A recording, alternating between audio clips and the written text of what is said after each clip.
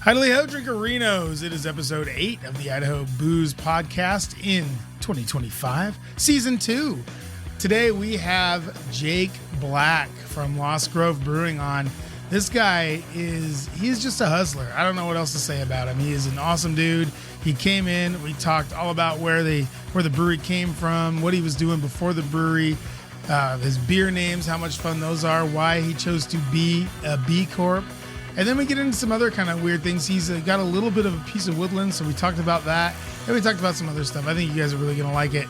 That interview is going to be the majority of the show today. After that, we're going to do a little bit of Friday Night Pints. Had some new beers that I thought were kind of fun. And then we're going to close out with the Boise Beer Buddies community calendar. So lots going on this show, on this episode 8 of the Idaho Booze Podcast.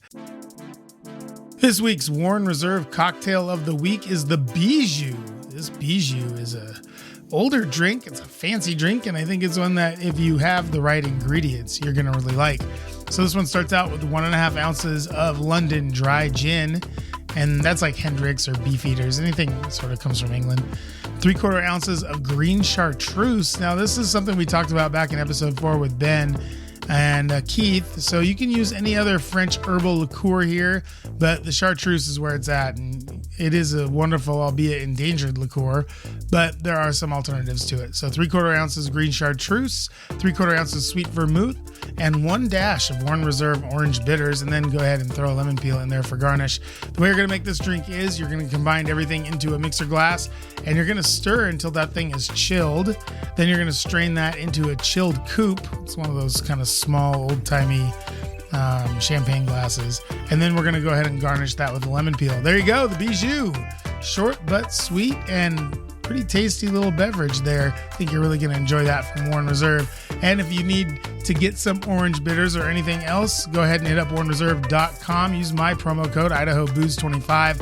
Get yourself 15% off the first $40 you spend, and get yourself some Warren Reserve orange bitters so you can make one of these Bijous and have yourself a nice weekend. Thanks so much to Warren Reserve, and this has been the Warren Reserve Cocktail of the Week. This show is brought to you by Warren Reserve Cocktail Company. It's cold outside and winter is in the air, so why not make cocktails to celebrate a warm night inside? Stuck on what to make? Head to warrenreserve.com and click on recipes for a full list of amazing cocktails and mocktails you can make at home with delicious Warren Reserve orange bitters. Try Blitzen's Bubbly to help set the mood. With just a few dashes of Warren Reserve orange bitters, your champagne cocktail goes from so-so to let's go.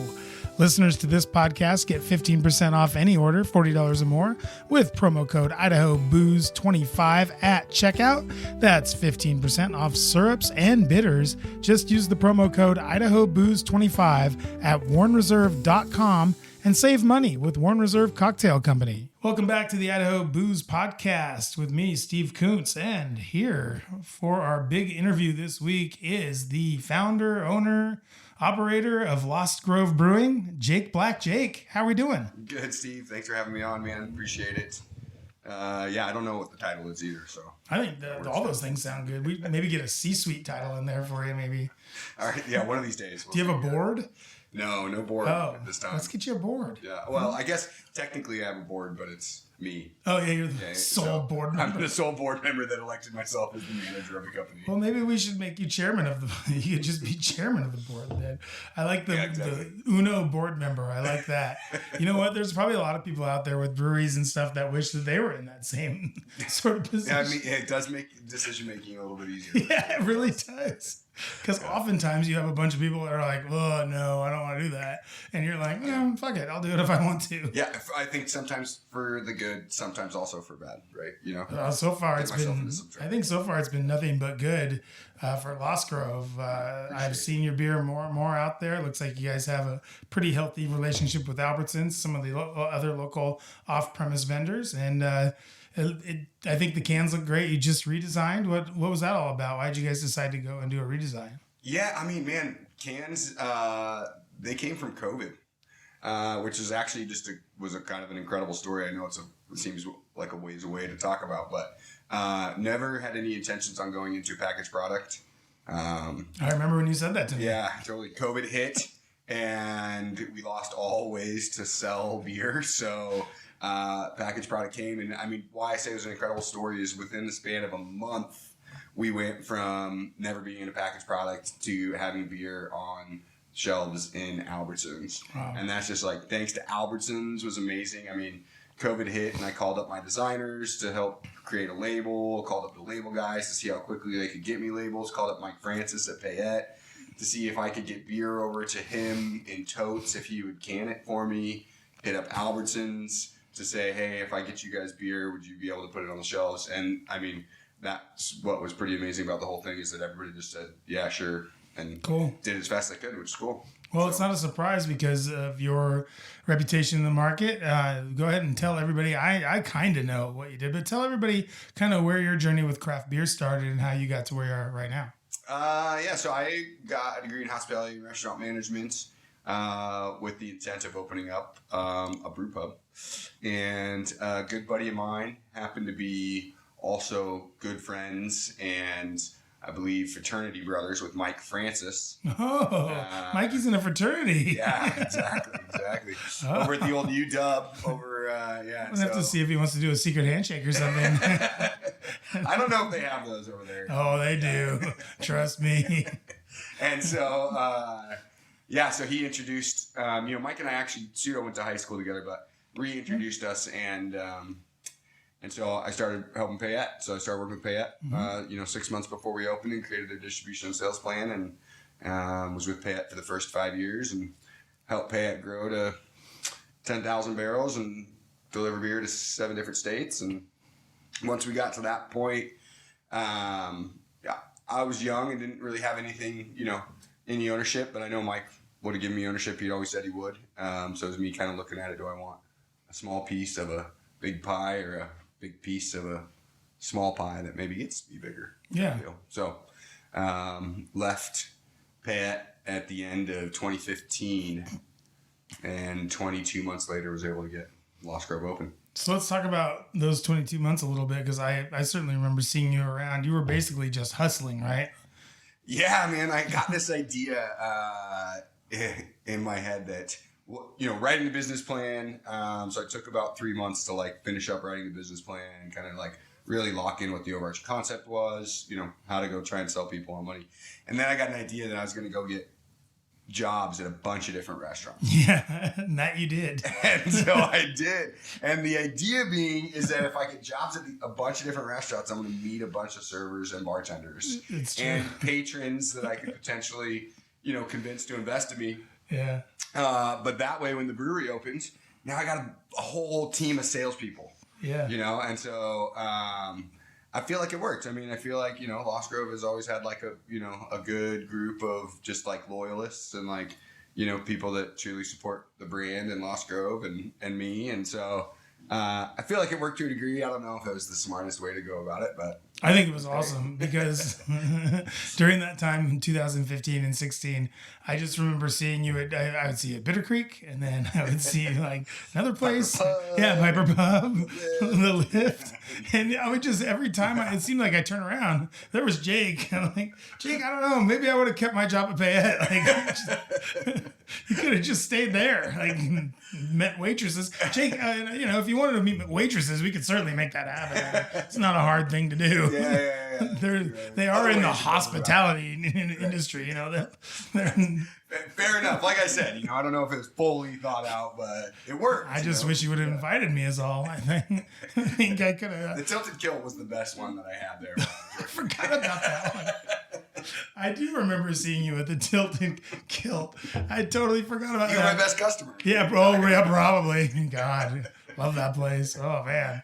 The wings, maybe? Yeah. Cheese dip? Cheese dip. Oh, totally. Any place that has as many pickup trucks out in the parking lot as there are people inside, that's my spot. That's where I like to be. I can see it. I love it. You walk in and you start slapping handshakes like it's going out of style. Just a lot of chest bumps. It's a lot of good stuff. Yeah. So I totally forgot about that. That's great. But yeah, so you hustled and basically a few of it. I don't know that everybody knew this. I think I knew, and then I think other people knew what you were doing, and you were just trying to kind of build. I thought you were trying to save money, basically. But it sounds like you had a bigger plan, which doesn't surprise me. Yeah, I mean, it was a combination of the two, right? It's like, I needed money, Yeah. right? And try and save up as much cash as I possibly could so that when we finally get the doors open, right, I at least, get away with not having to pay myself if necessary, things along those lines. But then, try and kill two birds with one stone in the sense of like, create a fan base before we even get the place. I like the recruitment effort. So what came of the recruitment effort then? Who all did you bring into the fold from that original kind of plan? Well, it wasn't even necessarily recruiting in the idea of like coming to work at Lost Grove. It was more like being out there and just being a good steward and like being a good coworker and like, having where people liked me, and so that now they have a connection to Lost Grove, right? I went the opposite. Just like a giant dick to everybody I came across. I was like, I know what I'll do. And Jake's like, no. And so, exactly. So it was like, try, and I feel like it worked. I mean, I think there's still folks that I wish I remembered their names. That I worked with at those places that are like, oh man, I remember when you were telling me you were going to open up a brewery. I always thought you were crazy, but now you did. So You certainly did, and you opened up not just a brewery, but it seems to be a pretty awesome business, being that now you're into two spots. Tell us kind of what happened after those 22 months and how starting the brewery kind of came to be. So it's 22 months of just my dad and I building out that space as well, along with me kind of working away. But I was shopping for investors. I wish I could say that I was, just financially set for the rest of my life and didn't need any investment to get this thing rocking and rolling. But we are also kind of a community source brewery. So we've got 43 different investors or investment groups, I could say, like partners and such. I didn't know it was so like. I realized you had some investors. I didn't realize that was kind of that's a pretty good amount of investors. Totally, yeah. It's that same like we actually are set up the same way that Boise Brewing is. So we did the same like score U7 filing, which is like so you can accept accredited and unaccredited investors through the SEC. So I did that same filing so that I just had some friends that were young but aren't accredited investors but had some cash that they would want to invest as well. So wanted to be able to take any money that was interested, right? Yeah, to sure. kind of come in. Not in the business of turning down money at that Yeah, point. exactly. Yeah, never. I still am not. Yeah. You'll still take money? Yeah, I'll still take money. Perfect. For sure. I'll have to check and see if I have anything in the couch cushions. See if I can't get. I'd like a permanent table at the new place and then in the balcony, patio, or whatever it is. Yeah, so that was raised money. Finally got her open in October of 2017 when we opened up. There's really just 4 key members with us. It was JT, our head brewer, that came over from Payette with me.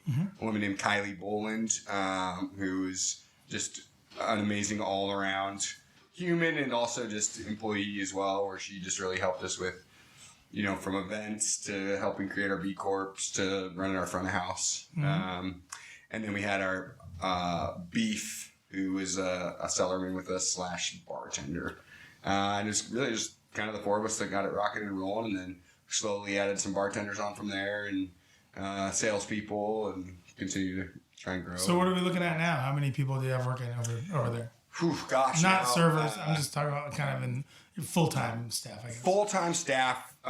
We have 15 full-time staff. Wow. And that does include some bartenders and cooks and chefs and things along those lines. But as far as like, in the back of house brewery area, we're running about 4 people. We transitioned out of our self-distribution model. So we are with Hayden Beverage. That was just literally a year ago as of this Saturday. Oh, wow. You guys were doing self-distro for that long. Was Dodge just like sleeping over at your house? Was he just like in a tent in the front yard? Him and Andy were just over there. Just like knocking on the door every... How about today? Yeah, it did. It was definitely, it took a while. And for us, it was just like, we really wanted to get that statewide. Yeah, exactly. Daryl's just hanging out. Swinging by. Yeah. Hey, Jake, coffee? Anytime. You ready? How about now? Yeah. No, I mean, they're all really good guys over there. And for us, it's just trying to build something that's going to last, right? No matter what.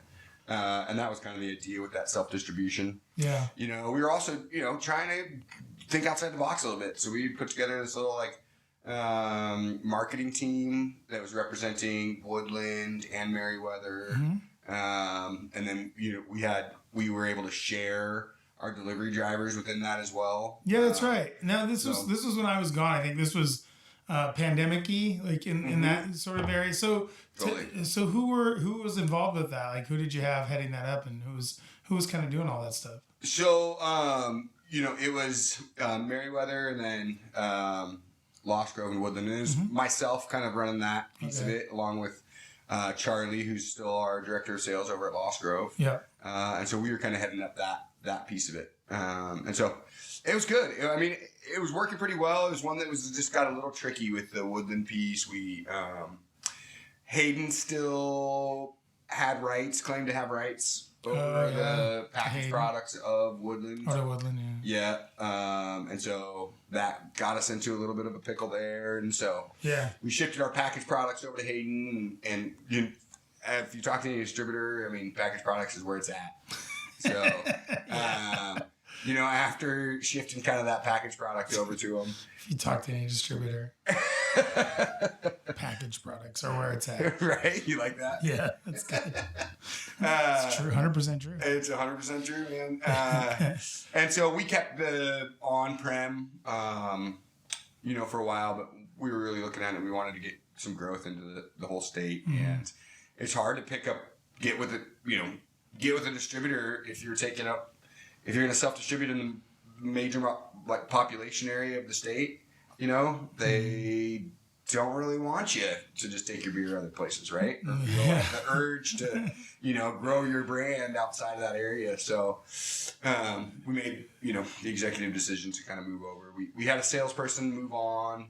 So it was kind of all the timing thing where, we had a couple people that were going into other positions, and we were like, I think it's time to... You sort of outlasted a couple of brewers as well, right? Like, who's your head brewer right now? And I think Derek was there before and some other people, so some really good brewers. So you've been lucky enough to have some awesome brewers in JT.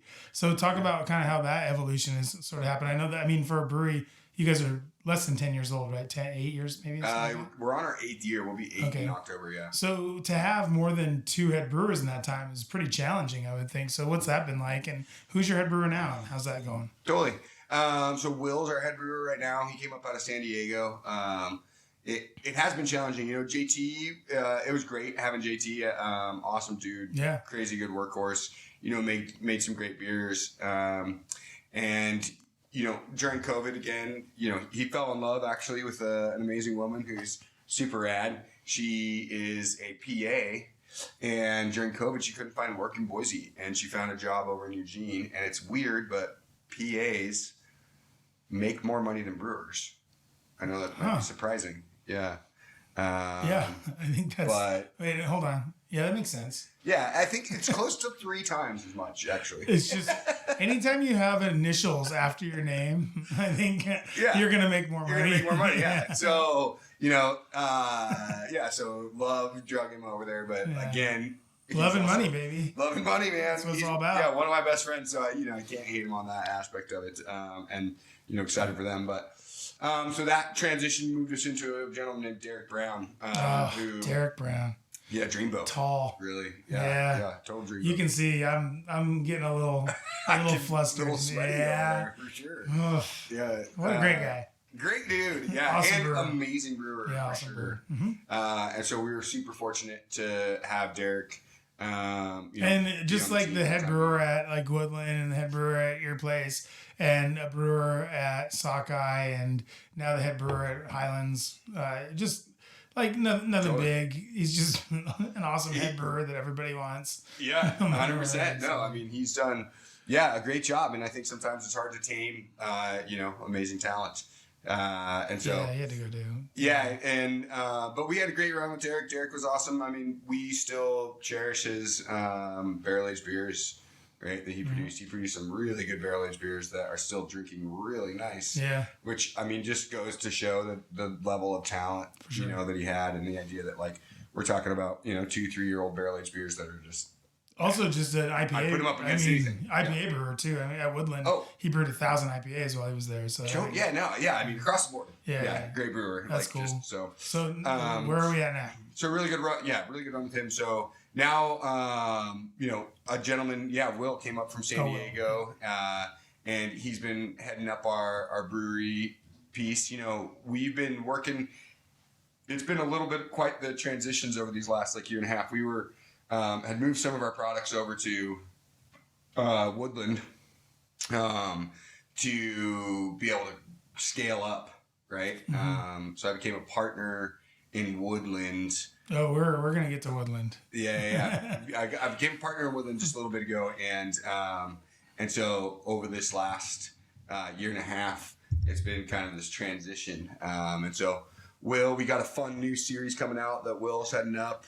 We just came out with Laser Camel IPA, which is just a low IBU, nice hop aroma, nice hop nose, super clean finish, that we're pretty excited about. We're using Nelson's, is kind of our main hop driving that product, and it's great. As anyone who listens to the pod knows, we're a big fan of Nelson's over here. Sweet. Yeah, Nelson's are great. Awesome profile. They bring a little bit of a white wine kind of flavor. They have a little bit of a kind of minty flavor. They're a nice little hop. I like those hops. It's a pretty cool hop for sure. And so this series is called the Love, Death, and Robot series. And every month we're putting out one new beer. Yeah, every month. Yeah, so a new beer can hit in every month. Our goal, the plan is that they'll drop on the 15th of each month. So. Okay, so you heard it here first. 15th of each month. Laser Camel, is that what Laser Camel's this first one? Yeah, we got a little Irish Red coming out in March. The main thing for this, Hayden's going to get a few kegs. So we've got a few accounts that we've been chatting with that we got a special handle just for them. That'll be fun. That we'll be dropping out. But these are pub forward beers is kind of what we're going with. So the idea is just to kind of round out our lineup. Yeah. We got 7 core beers realistically, but we've got 12 handles. Yeah, and you guys always have fun stuff on tap down at the pub. I know at La Pointe. I have not had the opportunity to go to the one in North End yet. My wife went, said it was awesome. Sweet. But I did want to, Laser Camel is an awesome name, and I don't know what it means. But I did want to go through the names of your beers because they are kind of fun. Yeah. And I just don't know what the hell they mean. Oh, I'm excited to see which ones you got on this list. So let's just start with the obvious one, Teddy Bear Picnic. Yeah. Now, this to me, I could tell you what it sounds like to me, but I'm going to let you tell me what you think it means, and then we'll see if we're in the same area. All right, fair enough, yeah. So JT, our original brewer, big music guy. Oh, okay. And so Teddy Bear Picnic is old school nursery rhymes / song that a ton of famous musicians have covered. Is this like a jam band thing? Because I wouldn't. Yeah. I mean, and it's crazy famous. Actually, if you go to our website right now and if you click no, you are not 21 when you go to enter it. It actually takes you to a YouTube page of a Teddy Bear Picnic song. The cover of the Teddy Bear Picnic song. It should still. I haven't done it in a while, but let's see if it takes you there. Yeah. And it's this creepy children's rhyme song that is great. I don't know. It's not asking me for my age. It didn't ask you for your age? No, let's see. Maybe because you've gone there before. Yeah, the cookies are already set. You're good to go. All right, well, I'll have to check that out. So that's something to check out, an Easter egg for all you listeners out there. Go on there and you can find out what the hell a Teddy Bear Picnic is and the cool song that goes along with it. Now, First Sight is another one. What's that all about? I find when people name their IPAs, it goes one of two ways. It's something that's Hot Bombzilla, or it's something we had one at Edge called Obligatory, and the story behind that was that our brewer felt like she had to brew an IPA, so she called it Obligatory IPA, which, Right. So we did that. So what is with First Sight? Where does that fall in that sort of?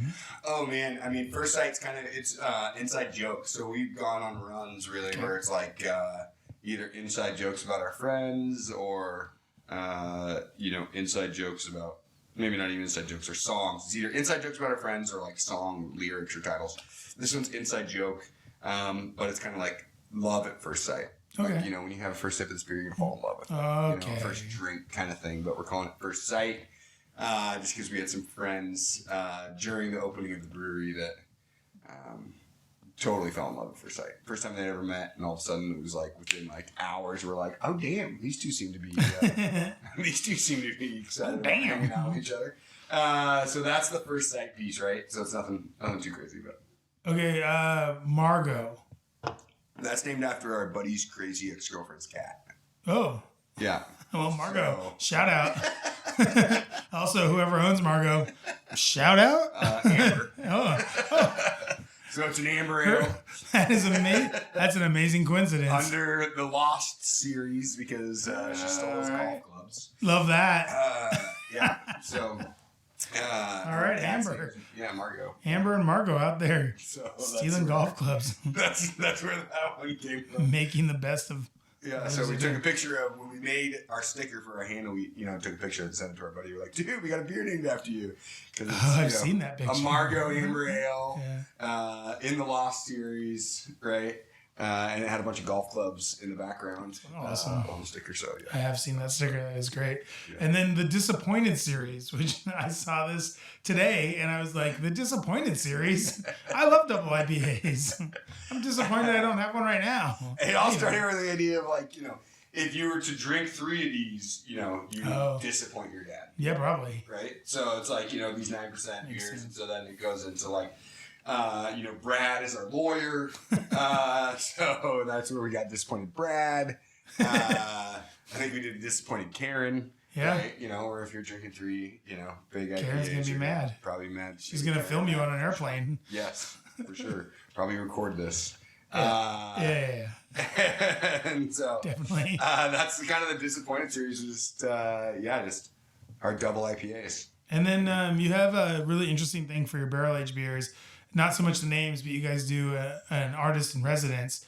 And talk to, how did you guys come up with that? And how does that sort of work itself out as you're doing it? What the artist maybe comes, how does that work? I don't really understand. The artist makes the label, I guess, sort of thing? Totally, yeah. So Haley Beers was our marketing manager for a couple of years. Mm-hmm. And so this was kind of her brainchild, and we really liked it, and we're trying to continue to run with it. But the idea was when, we're making these barrel-aged beers, we were like, well, we need some labels. So, what does that look like? Yeah. And so she kind of, threw the idea out there, well, why don't we just put a call to artists that's like, hey, we're looking for somebody to make us 5 beer labels. We kind of Derek and I had sat down and figured out, okay, this is how many barrel-aged beers we're going to do. This is when we want to release them. Cool. And so, the first year, I think we had 12 artists apply. The second year, we had 25 artists apply. Wow. And so then we kind of filter through and, pick out who we want to roll with on the artists. And so it's been fun. Yeah. The one thing this year, we had to transition it a little bit. I mean, as much as I love our barrel-aged beers, it's wild. It's not the market's not what it used to be. It's a tough market for them right now. Tough market. So, this year, we still have some barrel-aged beer coming out, just not in bottles. Yeah, you just do draft. We're just doing draft, and we're just selling it at pubs. You know who loves that? The distributors. Hey, I don't know. Who's in charge of beer there now? I don't even know who's in charge of craft there now. Yeah, I don't even. But, hey, Dodds, guess what? We have 8 6-stools of barrel-aged beer. $2.25. Yeah. And it's date coded for 2027, so you yeah. can send this shit back to me. Yeah, I hope Marty from Stein is listening to this and breaking into a cold sweat right now, because I used to do that to him pretty frequently. You date code him for 2 years. I date code him for 4 years. That's awesome. That's I'm like, it's an 8% oat Bruin. It's gonna be fine. Totally. Yeah, exactly. Buy it. Sell. You gotta figure out where to sell. Well, it's not so much buy it as you're taking it. Totally. And Marcus needs to work on his boat. I'm sorry. Yeah, we gotta sell more. We gotta sell more of these. Yeah, I love that stuff. That's a whole other podcast I think that you and I could do sometime, is just talking about maybe telling other people how to kind of work with their distributors in a way that benefits everyone. And when I say everyone, I mean the brewery that you work for. Oh man, I don't know. I think we'll have to wait. It's till a I retire. partnership. I think we'll have to wait till I retire. No, we'll do it. We'll do it right after this. It's a partnership. It's a partnership. Totally. So you guys have a couple of spots now. Really awesome. Talk about a little, or I mean, to talk about it because this is an audio podcast. But stupid. But the spot and the point. So I remember when you guys. It wasn't just you guys. It was a Shed and maybe Madre. Yeah. And you guys, right? Yeah. And so what was that like being kind of there? I mean, it was before those dorms were even built, right? We were there when they were being built. Yeah. Yeah, so we were kind of popped up. I think there had been one or two of them that existed, and they're finishing up another. Now they just built two more. So yeah, I think we talked about it when you were moving in or right after you opened or something. And I was like, man, this is a roll of the dice. Like, I like it because I'm a gambler. So I like the roll. And you were basically just like, well, this is going to be cool. They're going to put a bunch of dorms here and there'll be like other stuff here. So so obviously that's really worked out to your guys' advantage, right? Yes and no, honestly. I think we are fortunate in the sense that we continue to see sales increasing, which is great. But we're still striving to really capture that college crowd. Is it 21 and over in the pub? It's not. It's not. So they can go in there and get pizza. Totally. Yeah, and you guys have great pizza. Yeah.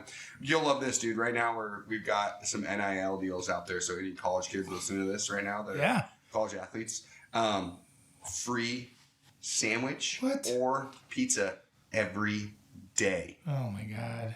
You get a free sandwich or a free pizza every day. Sort of a double NIL deal, dude. So we're shopping for some college athletes that want to sign up. I'm just going to guess you're not going to get a track athlete. So far, they keep coming back to us and telling us that they want money. Right. And I keep telling my team, I'm feeding you. Ask somebody else. So those 5 didn't want it. Go for another one. I would start with the esports people. Totally. Dude, that is a great idea. I don't know how. That's what I'm here for. Linemen. Linemen. You don't want to necessarily. Putters? You don't want swimmers. I mean, we've got salads. They can go salad too. They're not gonna go salad. You don't want that. I was like a golf. You want like golfer. Like you want not bad. Yeah, a good sized golfer, like a big dude. Yeah, like what's his face? You want John Daly's kid. Let's you go. Want John Daly the third.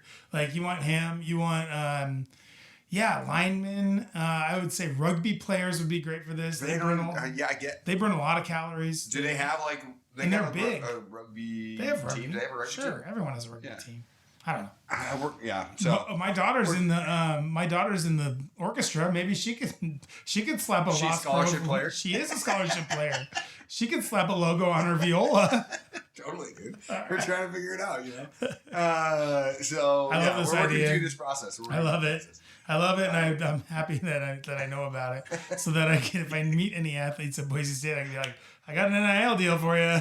Yes, exactly. Now, you know how... I'll give you a sandwich if you get somebody signed up on it. You know how Ashton Genty was able to drive around on a Range Rover? That's not going to be you. But you're never going to go hungry. On it now, is the sandwich going to have their name on it too? Oh, they get their own sandwich? Jake, come on. That's a good idea. Don't cheapen out on me now. I like that. Give them their own sandwich. They can name their own sandwich and pizza. Wow. This is a great deal. I feel sorry for anybody who doesn't get it. Honestly. I mean, who doesn't want... You're going to eat cafeteria food the whole time? Sure, you get that for free too. Why not have a place that you could also just come... We're not asking for much. I have to check with Chapman and see if I still have some eligibility left. I could probably get in. Yeah, get shot put. Yeah, but no. Sadly, no. Something less athletic. You got to go to the EA side, right? No, because that requires having a really good... You have to be really good at video games. Hand-eye coordination, yeah. I need something like where I can sit Fair enough. Maybe like a power walking type situation. I could walk. I'd pull these dogs around the neighborhood every other day or so. I mean, maybe that could be a thing. You, I guess, they do pull me, actually. That is, that's 200 pounds worth of dog there. Probably doesn't look like it, but they're pretty big. Yeah. So then, not only did you roll the dice and bet on this LaPointe thing, and it was awesome and it worked out for you, and we're gonna get this kid. We're gonna find him or her. I think both. We're going for both. We're trying to right now. God, women's sports right now are killing it. I mean, if I could, it'd be sweet if we get like, the whole volleyball team or something, or like, the starters. You're not going to get the volleyball team. They're not going to come in and eat a pizza every day. I mean, it's not, they don't have to. You have to think about who these guys are, who they are. They can't. It's not going to be a swimmer. It's not going to be. They have to come. That's okay. It's just like this bonus thing, right? Like we're not forcing them to. And when they turn 21, God help them. Mr. Jake, I lost my scholarship. Can I switch my pizza and sandwich to beer? To Ozempic and a Mediterranean diet. That's what it's going to be by year 3. Dude, it's thin crust pizza. Oh, it's thin crust. Okay. Yeah. Oh, that's nice. Yeah. All right. And then this other thing, you guys just moved, no, it's been like a year, I guess, to the north end. Longer than a year? More than a year? Going on 2 years in May 15th. Congrats on that. And you were able to get this spot. So I'm going to do inside baseball a little bit here because that's what we do here on the show. Right. Whenever we have anybody like you or I on that, and I'm on quite a bit, that used to sell beer here, we get into it because, we're not really afraid of anything. It's my show. I can say whatever I want. And the guy who used to run the Sunray Cafe, where you are now, was a hell of a nice guy. Yeah. Is a hell of a nice guy. Jim, is that his name? Dave, yeah. Hell of a nice guy. Never bought one keg from me ever one time. Zero kegs. He literally bought kegs from me every single time. Right, that's what I'm saying. You tell us all how you got this awesome, the spot that you have in the North End. We as beer salespeople and as restaurant people, because I think all of us, not you guys at Payhead, but we had a restaurant, some other people had restaurants. Yeah. We would sit there and look at that building and just be like, this thing is just like, I mean, it was like she's all that. Like all you had to do was take the glasses off of that building, and it's super hot 10 restaurant space. So tell us how that happened. Tell us how now you have taken the glasses off. You slapped a dress on her. It looks amazing. You have the new indoor-outdoor patio thing. Tell us all about it, how that came to be, and how you kind of got that spot. I mean, one thing that's kind of sweet about that spot is it was my first job. Oh, really? At Lucky 13 when I moved back from college. So I was a counter service person at Lucky 13. I'm not a lifelong Boise person, so I forgot. My Lucky 13 is over by my old house by Barber Park. Totally. So you worked there when it was Lucky 13. Yeah, in 2007. Okay. The last summer. I literally was there the last night that they served beer and food out of it. Oh. And the crazy part about it is, for some reason, I had a picture of it hanging in my bathroom for the last decade. Not even joke. It's not a joke. It's not made up. Literally, there was just a random picture. My wife now, even when she moved in, she was like, why do you have this? I was just like, I don't know. It's a framed picture. Like, what else am I going to put on this wall? I think I know. A lot of us had different pictures in our bathrooms. Jake had the Sunray Cafe spot. Lucky 13. I had Lucky 13 in the North End. Yes. You just staring at that thing. Manifesting it. God, you look so good. One day. You're going to have an indoor patio. I will have you. And so 20 taps. And so, that's just on its own, just super ironic and wild. But I started selling Dave Martin and Sunray Cafe beer back in 2011, and they were like big supporters of Payette Brewing Company and big supporters of myself, just slinging those guys beer. And they literally had a Payette tap on all the time, until they closed. And fortunately for me too, when we opened up Lost Grove, I was able to go in, and Dave and I had built a great relationship with those Payette years, and he instantly put on a Lost Grove beer and literally had Lost Grove on the whole time. And it was kind of serendipitous. I mean, Charlie, our sales guy, my sales director, he was in there, and in March of 2022, March of 2022, and Dave mentioned that he was thinking about getting out of the business. Yeah. And Charlie hit me up and said, dude, Dave's thinking about getting out of the business. You got to call him. And so I did. I called him up and chatted with him. We sat down and we had, we talked about what he was wanting to do and when and all that good jazz. And, he wanted one more summer. This was, in March. And so he wanted one more summer. And come August, he hit me up and said, kind of asked and said, hey, are you still interested? And kind of the rest is history. And so, I'm just really fortunate that he, had faith and trust in myself and Lost Grove to come in and make a cool place. And him and his family still own the building, so they're our landlords. And that's fantastic. They've been great and that's easy to work with. And so, yeah, man. That's crazy that he still owns that he didn't sell you the building, but that's great. I wish. Maybe someday. Maybe someday, exactly. I see that happening. Now we're getting way off. We're going to get off track a little bit here. That's okay.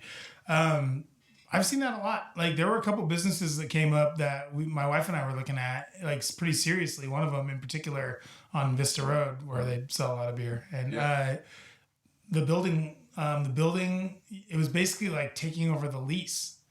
And the price tag on it was like crazy, like super, like the price tag was like you were buying the building and the land, except for you were just taking over a lease.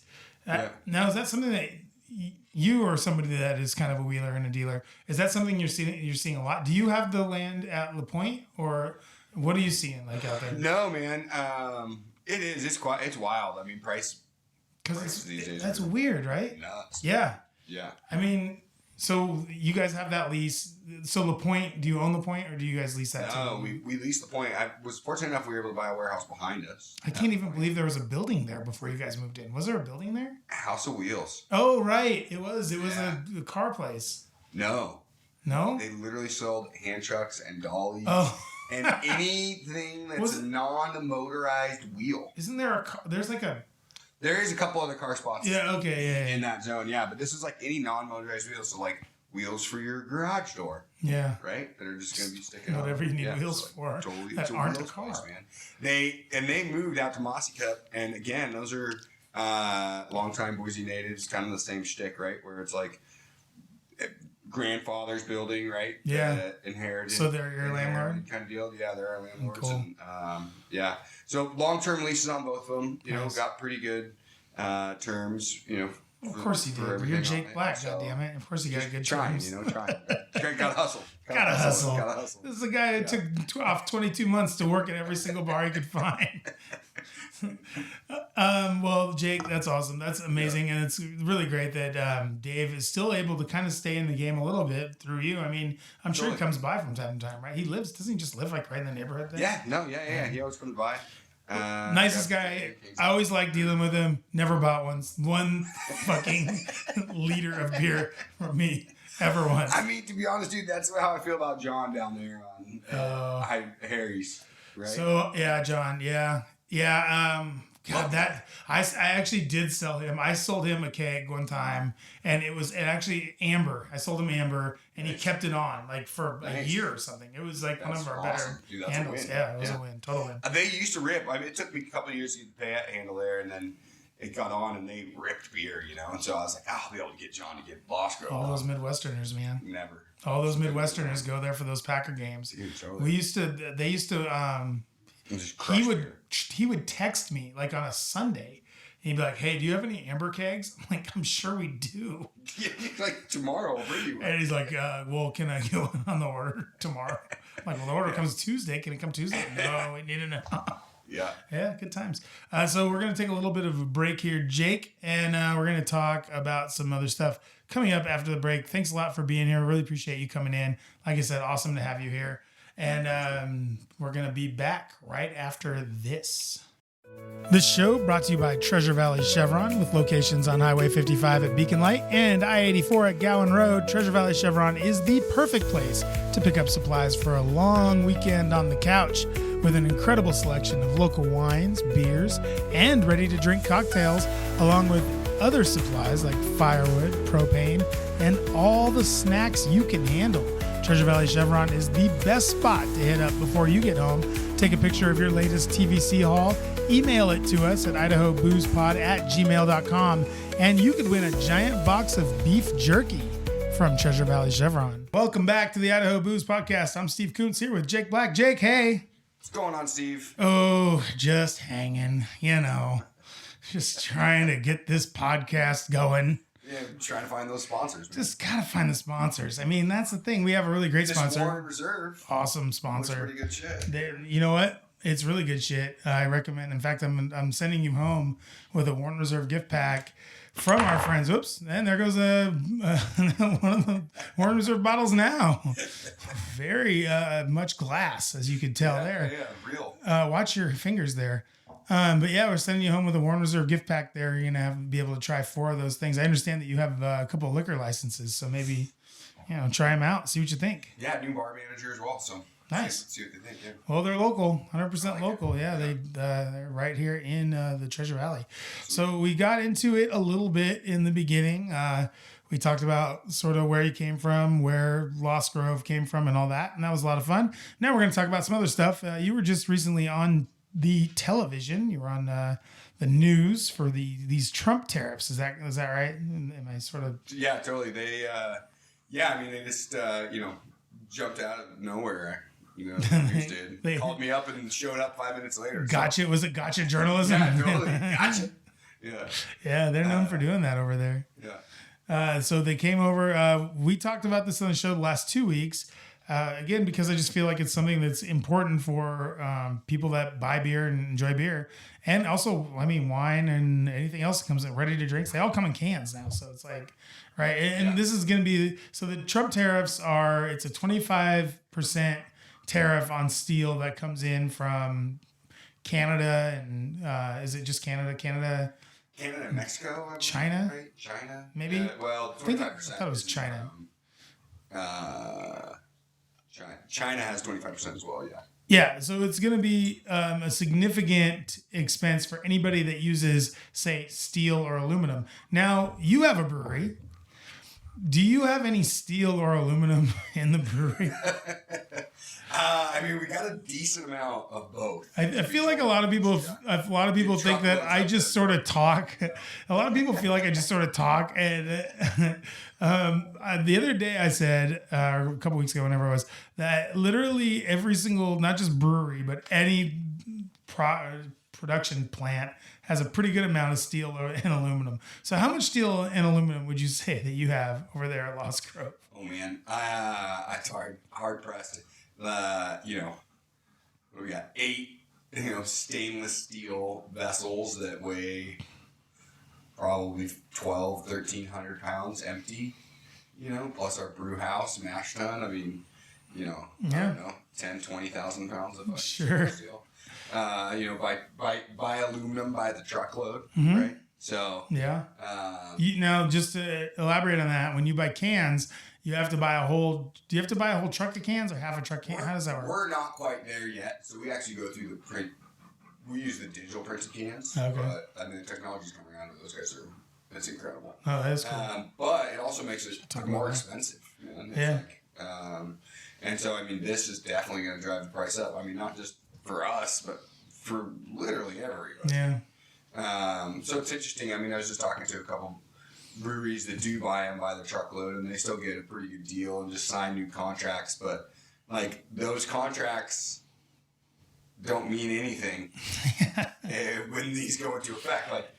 The people that produce, the aluminum, the crown, and the balls of the world, in their contracts, they're like, "Yo, if our prices are going up, yeah, so are yours. We're not taking a loss on this." Yeah, it's not like JP Ball is going to be like, you guys have been a pretty good customer, so we'll go ahead and take the 25% hit on this one. Yeah, no, it just all goes up. Yeah. So, and that's the biggest thing, right? We're talking on the news. It was just does it worry us?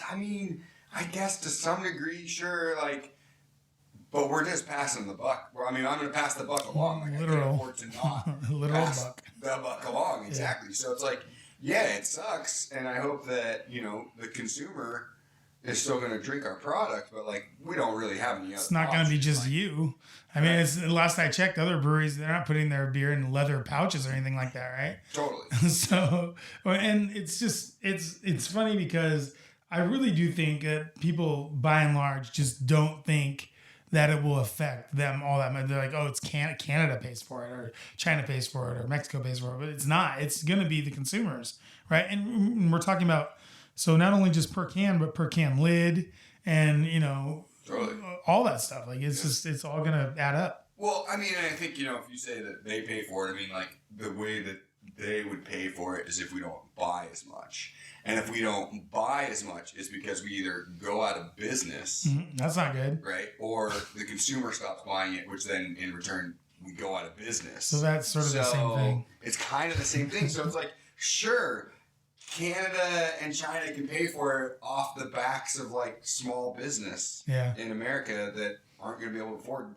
Yeah, it's not like Budweiser's not going to go out of business because of this, right? Yeah, it's like all the small craft breweries and I mean, we're seeing it happen right now, and like this is just going to help it. I mean, the one thing to some degree is like when we're talking, stainless steel, like there's a bunch of small breweries going out of business, so stainless steel is actually really cheap. Yeah, so, there's not going to be a tariff on that stuff. Yeah, we're not going to be a tariff on stuff that we're just shipping from our neighbors, but. Like, that also sucks. Yeah, it's also it's a little morbid to wait around for another brewery to go out of business so you can pick up their stuff. Totally. And you can't, I mean, with cans, you can't even really pick up those because the cans are either partially printed or all the way printed. So it's not like you can pick up other people's cans, really. I mean, there are some instances, I think, even now, actually, I was just at Mother Earth a couple weeks ago interviewing Chris, and even their naked cans say Mother Earth Brewing on the top. So they're still printed a little bit, right? Totally, yeah. I was talking to him, he was kicking himself for putting that on there. Because now he can't sell them. Yeah, because now he can't sell them. Oh, Baker. You can put them on Facebook Marketplace. Someone will pick them up. Yeah. Don't worry about it. My wife sent me a hot tub for the other day on Facebook Marketplace. I was like, no, we're not doing that. So I'm sure that you'll be able to get rid of some of those. I'll take a couple. I'll take a pallet. Just put them in. I'll just throw them in the backyard. Yeah. He'll want them back eventually. People could try to hit him with golf balls if they wanted to. That's just one of those things. It's just, I think that the more that we can do to educate the consumer about why these things are happening and why the costs are going to go up. So it's not like something like, there are some other costs that have gone up for the consumer as far as craft beer goes. That's a little bit more out there, a little bit harder to understand. Like, why 22 ounce barrel aged beers are $40 an ounce instead of 20 when they were just 20 10 years ago. Now they're 40. It's kind of weird, but that's a little bit different. But this thing is a direct result of something that's happening, and it can be attributed pretty easily to something that's happening. So it's not like it's a big mystery when it happens, right? Totally. Yeah, exactly. And I think, that I guess is like, I don't know, a way to at least feel a little bit better about it. Like internally, it's like everybody has to raise the price, and the guys that don't raise their price, like I don't know what they're just. It's just not good business. Maybe they're getting like Argentine aluminum or something. Yeah, they got some special source. Yeah. Or well, you know what? Our friends at Budweiser definitely probably have a Brazilian aluminum coming in or something like that. Because of the jumping organization. So. I love that. Those guys are all buddies over there. That's kind of the deal with that. And that was a great job. You did an awesome. I thought you were really good on TV. You looked good, and you sounded great. I thought you guys did a good job. Colin was also on another station. Did good job getting that word out there. You guys are sort of unique when it comes to your brewery, in particular here in Idaho, in that you are a salmon safe. You have a salmon safe designation.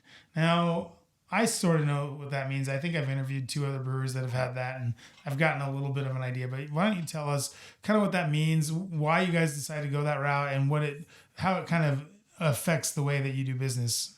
And for Salmon Safe, we just have a few of our products that are going. Oh, okay. Yeah. But you're B Corp too, right? We are B Corp. Yeah. Yep. And so on the Salmon Safe side, and on the B Corp side, really what they're doing is the Salmon Safe is looking at where you're buying your product that's going into your beers. And we're fortunate that we have the Palouse, like in North Idaho. And so, which if you're not familiar, but the Palouse is a place that where ag is grown, and they don't use, basically a lot of the farmers and stuff up there aren't using like your traditional irrigation, and they're not having to, do extra seed. They're actually doing like crop rotation and like the proper way to farm so that they keep their soil like fresh and healthy, and they're just using Mother Nature to water their soils and, you know, create their product, which is dope. Yeah. And so with the Salmon Safe is that, right? It's like looking at farmers that are making sure that all of their runoff from their farms and everything that's going back into the soil and back into the aquifer is safe for our waterways, safe for our fish, and like, that's cool. You know, safe to be able to kind of bring those back. So, so that's really what it is. Link Malt. They're a group up there in North Idaho that work with a bunch of different farmers, which is super rad. So you can actually like make sure you're getting malts from specific places. And so we've been working with them. Woodland works with them a ton as well. And so we've been working with them to, you know, try and figure out a couple of our beers to try and designate within. So which beers are kind of following that designation? So right now with like Wild River with Woodland Empire is what we got going on there. And then we're coming out with a product called River Beer, which Temporarily used to do. It's actually Idaho Rivers United, which is a great organization that protects our waterways, and Moravia collaboration. Okay. So that'll be an all salmon safe beer. And then a lot of our one-offs. So our cores for Lost Grove right now, we aren't using all salmon safe ingredients. So I'm not. But a salmon could drink them and it would be okay. They totally could, yeah, exactly. Or you could drink them while eating salmon. Eating salmon. Sure, or fishing for salmon. Fishing for salmon. So that's all good. Swimming with salmon. Swimming, that's all fine. The eating salmon piece of it wouldn't be salmon safe, but you know, the swimming with them, as long as it's catching release, you know. Yeah, I see what you're saying. Yeah, that wouldn't be salmon safe by the strict definition of the term. Right. That I mean, you know, whatever. That salmon's already sort of met its end. Yeah. But I see what you're saying. Yeah, you know, And what is this B Corp? How does that work? And what is that? How does that influence kind of what you guys do and how you guys do business? You know, so the B Corp piece of it is, you know, the tagline for B Corps is just business used as a source for good. Mm-hmm. Again, it goes back to almost like the salmon safe or organic, right? Where that's kind of looking at just like how it interacts with the land, right? Is how you get that stamp of approval. And a B Corp, it looks at all encompassing of your business. So not just like where you're purchasing your products from, but how you treat your employees, how you treat your investors, how you give back to your community. Your overarching just like statement of who you are as a brewery. Yeah. And so it's a third party stamp. You know, the main reason that we got it or, you know, decided to become a B Corp was the idea of just having some guidance. You know, being a small business owner, being young at the time when we first started it. It's just hard to know what to do. Yeah. What's right, what's wrong. So it's almost like an ethical like base sort of thing. Totally. Okay, 100%. Cool. Yeah. So it's just like good guide rails. You know, it's something that we hope that will always be a B Corp. So you don't turn into the monopoly man overnight. So exactly. I love it. But at the same time, you know, it's every 3 years we gotta certify. So we're currently actually are doing our first recertification. So we didn't become a B Corp until 2021. Okay. Well, come on, B Corp people, just give them the stamp. We're close. Yeah, we're close. I gotta. Jake's a nice guy. I gotta spend some time on a couple spreadsheets to, you know, finish getting some documentation. Just give it to him, B Corp. Quit being so withholding. Appreciate that. So let's talk. I have this thing where I don't know what the hell is going on with Woodland Empire, and I feel like I'm not the only one. So recently, I know that I came back and my friend Rob and Keeley were gone. And I was like, okay, Rob and Keeley are gone, the former owners of Woodland Empire. Yeah. And I said, okay, they're gone. I don't know where the hell they are. Rob won't answer any text messages. I can't get a hold of him. Yeah. He's in the mountains somewhere. God bless him. Wherever you are, Rob, you know, you're missed. You're missed and you're loved. And Keeley as well, also, and the boys. Yeah. Tell everyone I said hi. That's some B Corp shit right there. I was just let you know. This podcast, maybe we'll get a stamp. Dude. Put us in there. Give it a try. So, Woodland was sold to who? Woodland was sold to Dave Crick and Jamie Adams. And who the hell's Dave? Who's David Crick? So those three are the Bitter Creek. Bitter Creek, right? Yeah. Bitter Creek, Red Feather, Diablo, and stuff. Exactly. Yeah. That whole building. That whole building, yeah. So that is actually a brewery as well. Bitter Creek is now technically a brewery. They got a 1-barrel system in the basement. Wow. Where did they put the worms? They do pilot that stuff. Dude, the worms are gone. Did they replace the worms with the pilot? They replaced the worms with the brewery. They turned the worm bins into brewery. They had to redo the whole painting, the whole mural thing? Yeah, okay. Exactly. All right. And then myself. And so I am a small partner in the Woodland operation. Now, how does that work? Because you already own a brewery, as far as I know. You have this brewery called Lost Grove. Yep. And that is something we've talked about at this whole podcast. This is something that you've worked very hard on. So now, how are you able to also own this other brewery? So the idea is like the joining forces, right? The brewery business is fucking hard. So the idea was kind of joining that sales force together. So my piece of the Woodland piece, right, is on the sales side of it. Okay. Kind of like outside sales distribution piece. Sort of counterproductive because you have your own brewery, Lost Grove. Right. That you want to sell a lot of, I imagine. Yeah. And so you're also handling the sales for this other brewery that's not your brewery that you're trying to sell as well. So I guess I'm trying to figure out what the sort of day-to-day is there. Like, how do you do that? Because I don't think I could do that. Like, I don't think I could own one brewery and then be like, you know what, I'm also interested in selling this other brewery. And so the idea behind it being is like distributor.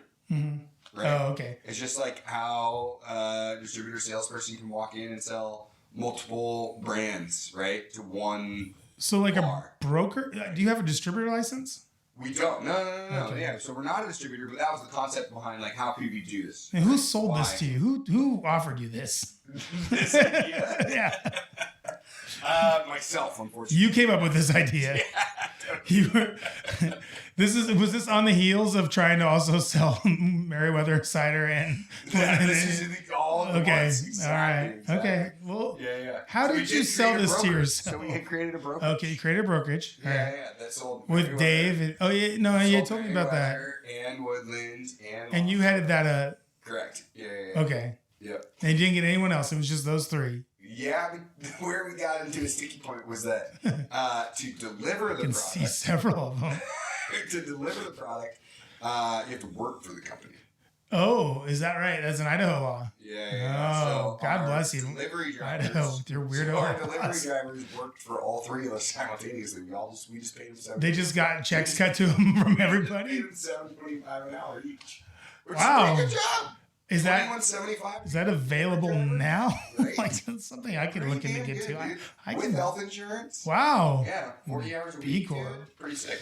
That's pretty sick. And so the issue is to try and bring somebody else in the group. Now all of a sudden it's like they got one more stop they have to stop in the morning just to pick shit up. Yeah. Start delivering, right? And then that company pays them $7.25 an hour as well. Highlands Hollow is like, great. What the hell? Which is great. Other than, you're like, all right, this person needs to be a rock star. We're paying them $30 an hour to deliver beers. Jesus. That is something. We didn't find, how to squeeze in that next piece within there. So that was the overarching concept. Okay. Was it the best idea I've had?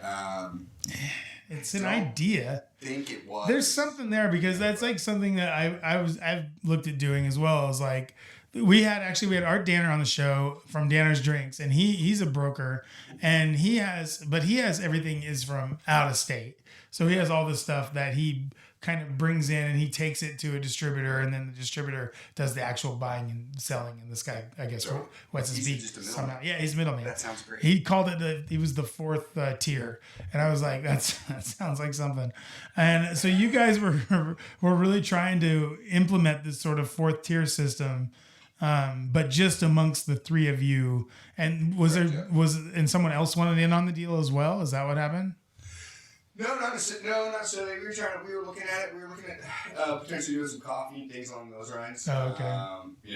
On the sales side. Sure. Honestly, the sales team, we had a great sales team, and but it was a lot of work, man. Yeah. I was opening up another restaurant. I mean, I think part of the reason for going to moving into a distributor, kind of moving away from this piece was I didn't have the time to focus on like managing and running that business because it's a whole business.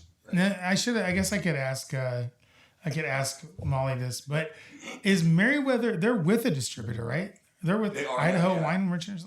Well, I guess now Hayden owns Idaho Wine Merchants. It doesn't matter anyway. Right. Hayden owns everything. And this is brought to you by Hayden, Dodds Hayden in particular. Great guy. I'm a big fan. Miss him. Used to see him at Albertsons all the time. He's a great guy. And so Woodland. So the other day I actually wrote an email to, I think, your sales guy. And I said, I think the email went something to the effect of, what the hell is going on with Woodland? Who can I talk to? Can you please send me to someone to talk to about that? And his response was classic. It was like, I'll get a hold of the owners and see what they say. So Charlie, sorry to throw you under the bus there, but I thought it was a hilarious reply, first of all, because it is. And also, my email was idiotic, but I really am like, I think this is a really good brand. I like their beers. I think that in their heyday, they did about, 8,000 or 9,000 barrels. They were doing pretty good there for a little while. And they had the most unique kind of brewing space. So I guess that's probably going away at some point because that whole neighborhood is exploding. Yeah. So I guess the question is, what comes next with Woodland and how are you involved with that sort of moving forward? Yeah. So the Woodland beers are still getting produced. Actually, they're going to start getting produced over at Lost Grove. On a 1 barrel. Oh, okay. Yeah. So we're going to be producing them over at Lost Grove. So you still can get them in the grocery store. You can still get them around town on draft. Basically everywhere that you used to be able to get Woodland beer, you can get it except for the current tap room, aka the old tap room, aka Pinball Alley, aka the Empire, no longer is there, right? So it's one of those where it's a bummer. Where the high rise is going up all around, and I think just made it really difficult to try and pull people into the tap room.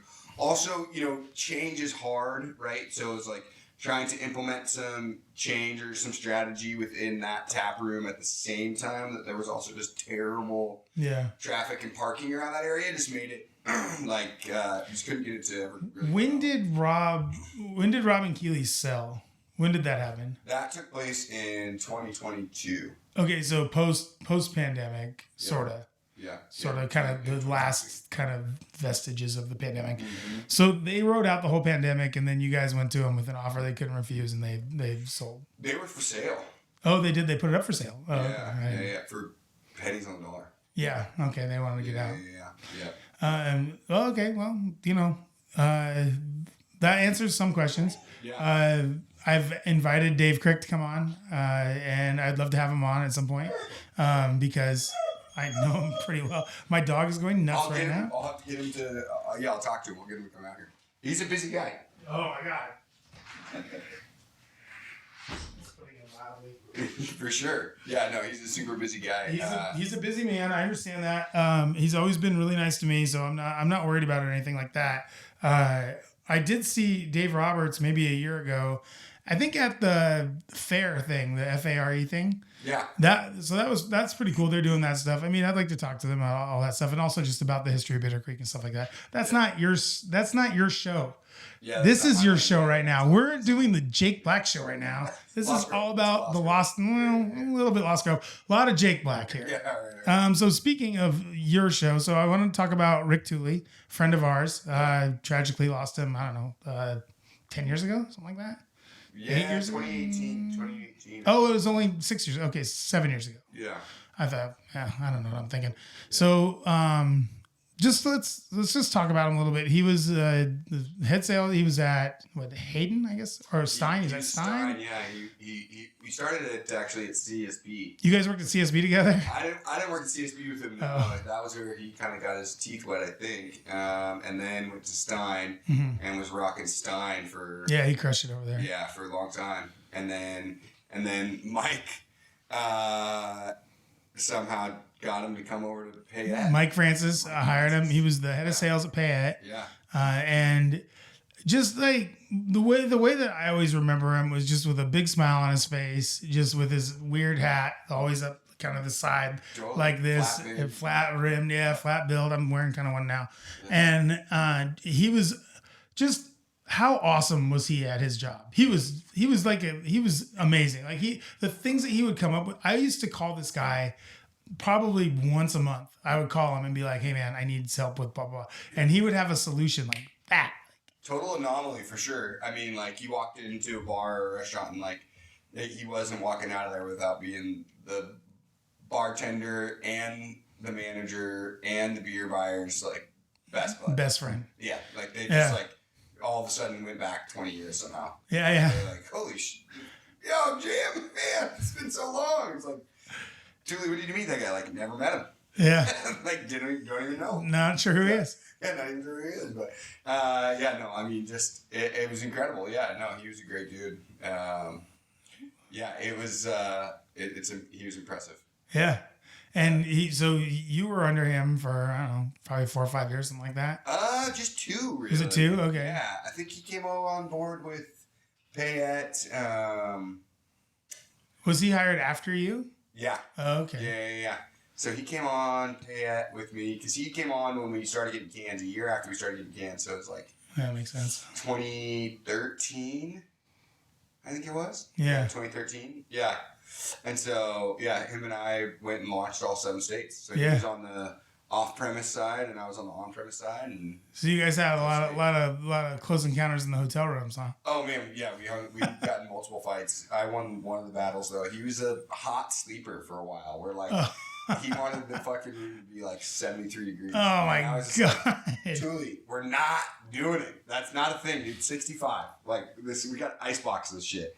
And he refused for the longest time, and finally he like bit into it. And then after a few months, he admitted that he started to turn his house down. So wow, that's a big win. So he actually lived with me for like 6 months as well. No kidding. Yeah. Huh. So when he was kind of in a transition. Yeah. Going through some tough stuff. But yeah, I mean, yeah. Great. Yeah, awesome, dude. He raised his kids right here in Eagle, right down the street here. Off Old State Street, and I remember just his daughter and my daughter played softball, and so we talked about that here and there. And he was just a great guy, and I don't think I don't know where anyone would talk about him except for on this podcast. So I just think he's one of those guys that just everybody should know about. Rick Tooley, he was just a freaking Mount Rushmore of beer guys here, definitely in the Treasure Valley, and anyone that hears his name kind of has an idea who he is and like what he what he brings to the table. Yeah, no, he's great. Yeah, still think about him all the time. I mean, Payette's got a pretty dope painting. Big old painting, yeah. Yeah, so I believe they moved it over to their new warehouse as well. I hope they did, because otherwise it's in a ski shop. It's in a ski shop now. Yeah, for sure. I heard his ex-wife, the mother of his children, I heard she might try to get it. I don't know where she would put it, cool. but I think she donated, or her and the kids donated it to Payette. So I don't know what's going on. I talked to her a little while back, and I remember her saying something about that. But I'm sure. I mean, Mike, Mike will do the right thing. Yeah. Yeah, he's a B Corp guy. Oh yeah. I mean, Thule meant the world to him as well. Yeah. A lot for that business. Thule. You two guys, both you two guys, and Mike. You guys really grew that business up. Yeah, it was a great team. It was fun. Yeah, for sure. All right. Well, on that note, Jake Black, thank you so much from Lost Grove Brewing. Dude, appreciate it. Thank you so much. No, thank you so much for coming on out here. I know you're a busy guy, and I'm sure you got another interview to go to. Probably, hopefully, you'll be on Channel 2 or Channel 9 or maybe PBS. I gotta get over and bust some tables. Oh, you're gonna go bust some tables right now? God, you are a busy dude. Yeah. Busy dude. Anyway, so we can find you over at La Pointe at Lost Grove Brewing, Brew Pub, pizza and sandwiches. We're still looking for that special NIL kid out there, and we're gonna find him or her come hell or high water. This is my new joy in life. I love it. To find this golfer who wants to eat pizza every day. Love it. And you're over there. You got the new spot in the North End. Is that just called Lost Grove North End or Lost Grove Hyde Park? Hyde Park, perfect. And just rocking and rolling out there with all the beer and everything. Congratulations on everything. Love to see it. Love to see guys like you that work hard and get stuff done. So thanks a lot for coming on the show. Really appreciate it. And we're going to actually review a couple of your beers in Friday Night Pints right after this. So I hope they're good. Honestly, because if they're not, I will tear them apart. Thank you so much for being on the show. And we'll be back with Friday Night Pints right after this. This show is brought to you by Warren Reserve Cocktail Company. It's cold outside and winter is in the air, so why not make cocktails to celebrate a warm night inside? Stuck on what to make? Head to warrenreserve.com and click on recipes for a full list of amazing cocktails and mocktails you can make at home with delicious Warren Reserve orange bitters. Try Blitzen's Bubbly to help set the mood. With just a few dashes of Warren Reserve orange bitters, your champagne cocktail goes from so-so to let's go. Listeners to this podcast get 15% off any order, $40 or more, with promo code IdahoBooze25 at checkout. That's 15% off syrups and bitters. Just use the promo code IdahoBooze25 at warrenreserve.com and save money with Warren Reserve Cocktail Company. Welcome back to the Idaho Booze Podcast. I'm Steve Kuntz. Wasn't that a great interview with Jake? He's the best. What a nice guy. Anyway, on to Friday Night Pints, where we're going to rip some of his beers. Just kidding. But we are going to start with Woodland Empire. And because I just thought, why not? We talked all about Woodland. I thought we might get a beer in here, try it out. So I went and got the Woodland Empire Bicycle Picnic Golden Ale. This one pours pale yellow with a fleeting white head. Lots of bubbles in there, so it's very well carbonated. Corn, honey, lemon on the nose.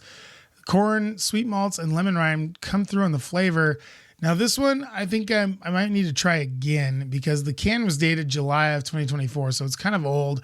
And it had a little bit of that kind of old bitterness on the back end, almost like the hops in there kind of deteriorate enough to where it gives you like this weird bitterness that you normally wouldn't have in that beer, I don't think. So I'd love to try this one fresh, 4.9% in 12-ounce cans over town. And I will say with this one, it didn't read to me like a Woodland Empire beer of old. Now, that doesn't mean it's not a Woodland Empire beer now, but just didn't read to me like a Woodland Empire beer of old, back in the day when Woodland first started. This one seemed much more like a straightforward kind of golden ale, and I think they would have added something fun to it, like black pepper or something. They would have done something fun with it. This one, kind of on the basic side, but yeah, I can see it's okay beer. This one was really old, so check the dates on those cans before you pick that up. Lost Grove. We have a couple of Lost Grove beers. Speaking of which, Jake came on the show. Nice to have him on. Lost Grove Ghost Town Porter. This one pours dark brown with amber hues and a creamy white head. Chocolate, lightly roasted coffee, and piney hops on the nose. And it drinks lighter than you think. Like many porters, it looks like it's a lot, but it's a nice light beer. This one a little bit on the heavy side at 6.5%. But it has a nice balance of chocolate and roast with like a lingering milk chocolate finish, which I really liked. Nice porter. You can pick that up in 12-ounce cans all around town. Lost Grove also has a little IPA out, Crushin' Herb IPA. This is a West Coast style IPA. Pours clean and yellow with a white head. Sticks to the glass nicely. Citrus, pine, just a bit of herb wafts up through the glass. Super herbal and citrusy in the flavor profile with a little bit of a bitter finish. It's a nice little West Coaster there from Jake and our friends at Lost Grove. 6.8%. I found it on tap, and you can probably find it too, and in 12-ounce cans all over town.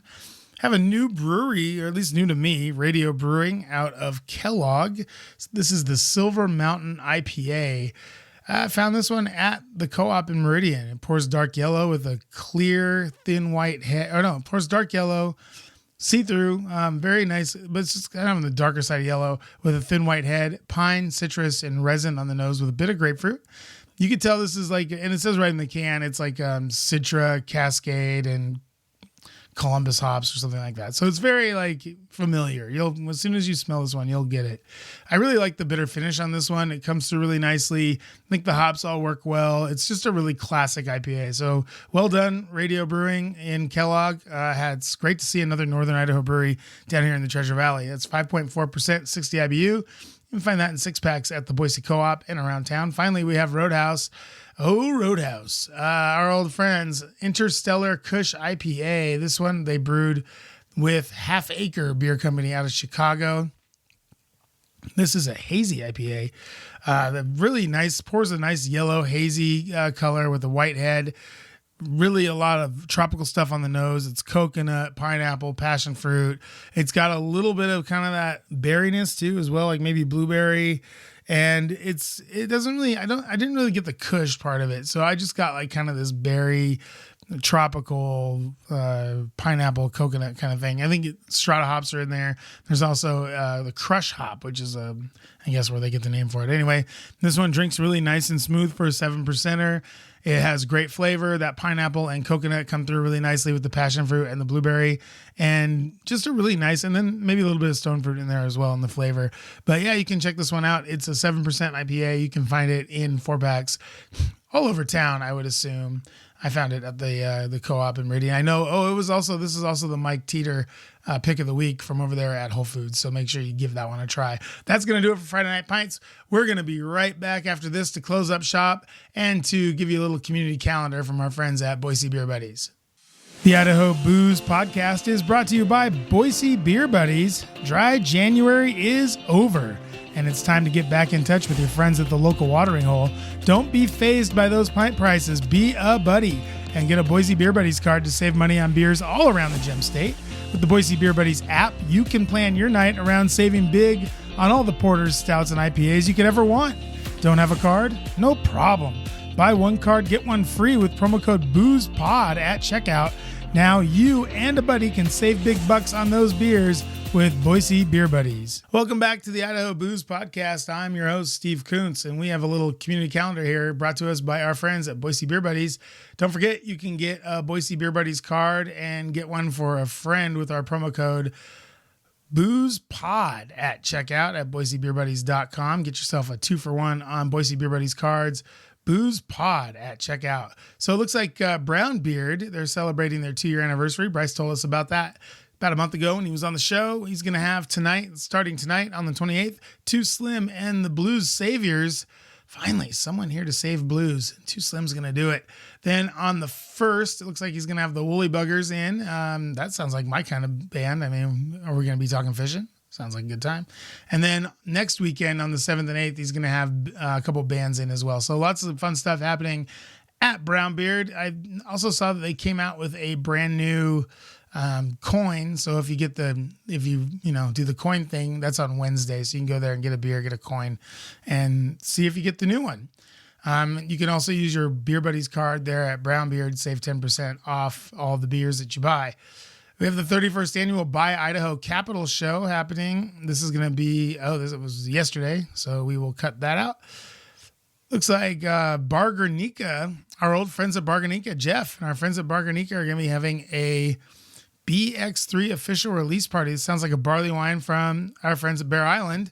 Love to see that. That's going to be Thursday, March 6th, 5 to 7 p.m. down there at Bar Guernica in downtown Boise. Be sure you check that out. There's going to be other Bear Island beers on tap as well. And we're going to have Beth on the show pretty soon. So maybe get down there, try out those beers so you can hear all about them from the Bear Island's mouth. Beer Buddies receive 10% off food and drink. So make sure you use your card there. And that's going to do it for the community calendar for this week. Lots of fun stuff going on. Go to boisebeerbuddies.com, get your card, save on that card, get the 2-for-1 with the Idaho Booze Pod promo code. Want to thank Warren Reserve Cocktail Company. Thank you so much, and make sure you try that Bijou. That's an awesome little beverage. It's an oldie but a goodie, I think, is what Keith would say. It's a nice little green chartreuse drink. Those drinks are hard to come by these days, so if you see green chartreuse in a bar and they're charging a little extra for it, go easy on the bar. I don't think they get that anymore. I think it's not being made. So try it out though. Make sure you try it if you haven't tried it before. I also want to thank Jake Black from Lost Grove Brewing came in here and did the damn thing. Man, he was good, wasn't he? I really enjoyed talking to that guy. I've always liked him. Oh, he always sold way more. He's way better salesperson than me, way better interview guest as well. And it turns out a pretty damn good entrepreneur and good brewery owner as well. He's doing the damn thing over at Lost Grove. If you have a chance to get over to Lost Grove, get over there and check it out. And he has 2 different pubs. There's a North End one in Hyde Park, and the other one at La Pointe. Be sure you go check him out at both of those. And just want to thank you as well out there, everyone listening. Really appreciate all the feedback and all the support. If you could, go ahead and drop us a Warren Reserve Cocktail of the Week recipe at idahoboozepod@gmail.com. If we use your recipe on the air, then you will get yourself a free prize pack from Warren Reserve Cocktail Company. It's a $25 value. So what do you have to lose? idahoboozepod@gmail.com. Please rate and review us. We are everywhere. Where aren't we? I should tell you where aren't we, really, because we are everywhere. We're on YouTube. We're on Substack. We're on Spotify. We're on Apple Pods. We're on Odyssey. We're at all the places where they stream fine podcasts. You will also find ours. It's they have two little groups of podcasts. They have Fine Podcasts, and then there's just me there on the right. So it's Fine Podcasts, and then the Idaho Booze Podcast there in its own separate section. So should be pretty easy to find. And just want to thank everybody. And we're gonna have some awesome shows this next month. I've got really cool interviews lined up with all sorts of great guests. So I'm really excited. Next week, we'll have to wait and see. I think I'm going to have on this guy who has a marketing company where he only caters to brewers. It's kind of interesting, but we'll see when we get there. We'll see how that works out. Anyway, thanks a ton for listening. Really appreciate all you guys. Have an awesome weekend. Get out there to Brown Beard and check out those bands. Get out there to Barganica and check out that barley wine from Bear Island. And I will see you all out and about. This has been the Idaho Booze Podcast. I'm Steve Kuntz. Good day and good drinking, everyone.